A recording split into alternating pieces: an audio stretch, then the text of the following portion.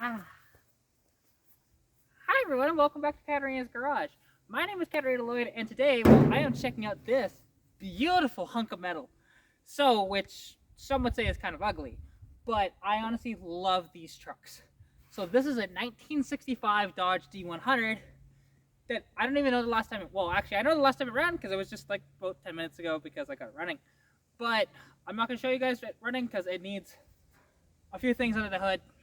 We got a bad oil leak and there's some hoses need to be fixed and stuff like that. But let's take you guys for a tour of this gorgeous truck. So, like I said, this is a 1965 Dodge D100, and these were in the interesting years of Dodge. And now if you look beside it, that's actually a 48 Fargo, but we're not talking about that. And Fargo was the Canadian offshoot of Dodge at the time for taxation reasons.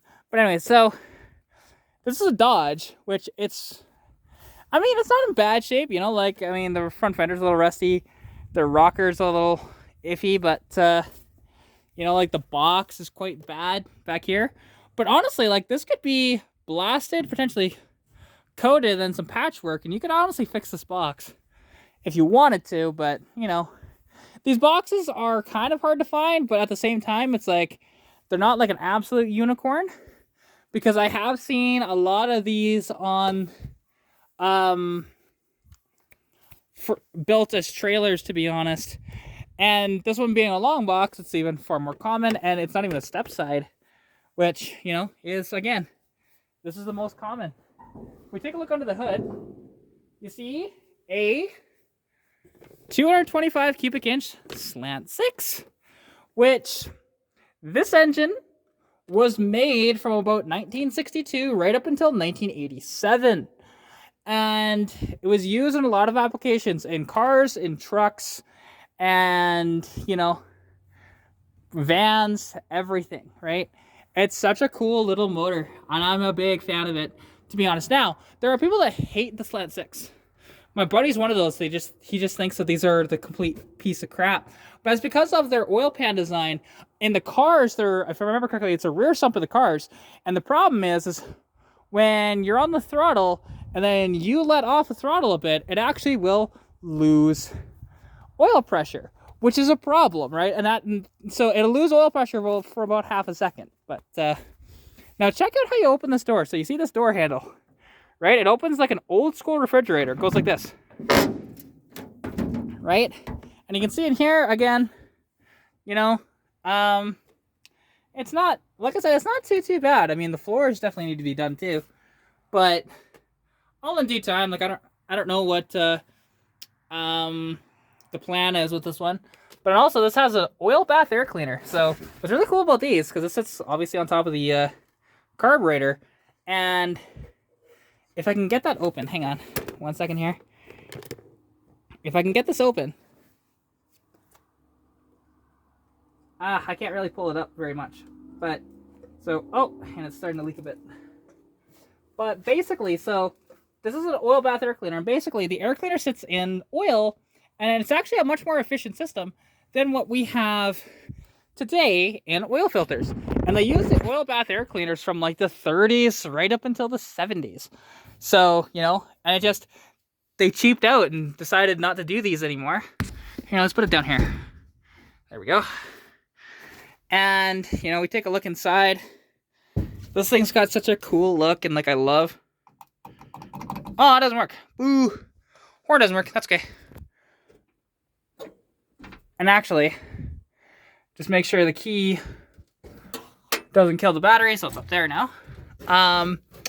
But, this thing, even with the 4-speed manual, so you got, first, second, third, fourth, and then that's reverse, right? It happens to have an AM radio, of course, because these are just a basic truck. Although, I am surprised to see a headliner here, because that was actually kind of a rare option, to be honest, because most trucks were just bare bones. You got almost nothing. And, like clutch cable is, it doesn't rebound, so my guess is it's not probably hooked up down there.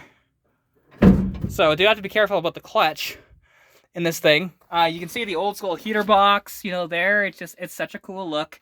And I'm just a big fan of these trucks, and like even how simple this gauge is, because you know, you have your fuel, you have your amperage, which is 50 or minus 50 plus 50. You have your speedometer, which goes up to 100 miles an hour, which that's a bit optimistic for the Slant 6, but you know, it might. I doubt it though. You have your temperature, and you have an oil pressure gauge. So, you know, just very simple. And then you have all these other ones like your lighters over there, your headlights. See, this is your high beam switch down here. You know, you hit that, which, oh, it's gunked up, but you might be able to actually spray some WD-40 on that and get it freed up a bit. And, you know, it's just such an awesome truck. I'm a huge fan of these. And honestly, like, this thing has been sitting for an incredibly long time. Reason how I know that is, well, let's take a look properly and I'll show you why. And also, this door is a little interesting. So, because you can't just, you know, it doesn't really latch that well. So what you have to do is you hold this, which this is actually kind of a common issue with these trucks. So you hold it like this and there you go. And you have to really slam it. And the problem is you can't really check it because, you know, it's not like one of those push button door handle ones. And this actually, you know, the fuel tank is in the cab. So there's the filler right there. So do be wary of that on these old trucks. Dodge had that in there until the 70s. So, and you can see like even, like it sat so long that a tree grew through the bumper, right? You see, you know, just all the, like it has some broken lights and stuff. And, but even like, look, the hose clamps, like those are original hose clamps, which not a good style hose clamp, to be honest. Like I hate these so much with a passion. And this hose is like, that's the original hose, which is, you know, pretty cool to see. You even have, you know, these may have been replaced at some point, but they didn't replace the, you know, the hose clamps anywhere, because it's leaking, it's actually leaking some coolant out of the hose there. My guess is these are original hoses too. And just everything under here is original. Other than some of the wiring's been done. Like you can see, the wiring for... So I made a mistake in one of my other videos. I said that was the ballast resistor. That's actually the voltage regulator. That's the ballast resistor, that little plastic thing right there. And it's interesting because it's not power brakes, no power steering, obviously. This is just straight up a truck. You know, there's nothing. Like even the belt is pretty small on it too. And there's a Goliath. Say hi, Golly. Hi, Golly. He's a good dog. You know, although it took a long time for me to be able to be out here without him barking his head off at me. So, and of course, you know, you have a never start marine battery in here because it's a battery we had around, and you know it works. So, yeah. And now the one thing is, like with these, because it's kind of nice compared to say the 200 inline 6 that's in that Capri, is you can actually remove the intake. Like what a concept! But if you look, they're tied into each other still, though. The exhaust manifold and the intake are tied into each other. So it's a little interesting of, if you replace this, you'd have to, I'm not sure exactly what you'd do. And also, like, this being a 65, it's not the best design. Like, the best ones were the final iteration of the Slant 6, which was started in I think it was 81, until 87. And that's when they just improved it. It made a little more power, and the reliability actually was better too. But, you know, it's just one of these things of these old Slant 6s, right? But I'm honestly a huge fan of these old trucks.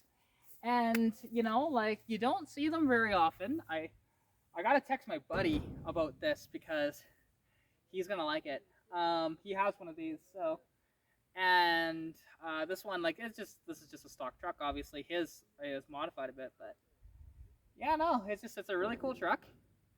And this style, I believe, was from 1962 until 1971, 71.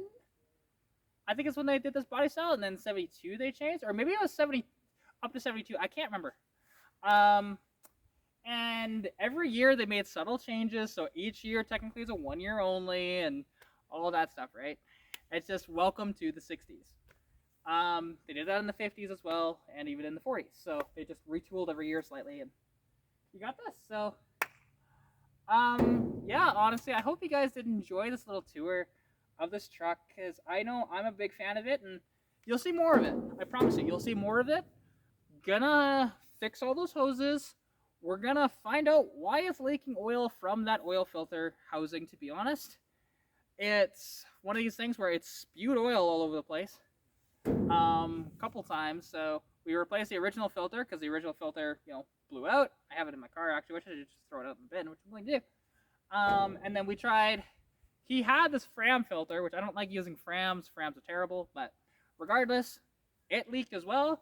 So then I went to Napa and got a 1515 Napa filter, and that is leaking as well. So if you guys have come across this issue, let me know of what actually can be done with that, like down in the comments below. Because again, I'm not super familiar with these trucks. This is the first one that I've actually touched in the flesh, so there's that. I know a little bit about them, but not a ton. It's just one of these things, and it's kind of cool that it's a bare bones truck, other than it's got a headliner in it. And this is a time period when trucks started to become, while they were still very much utility, they started to become a little more driver friendly.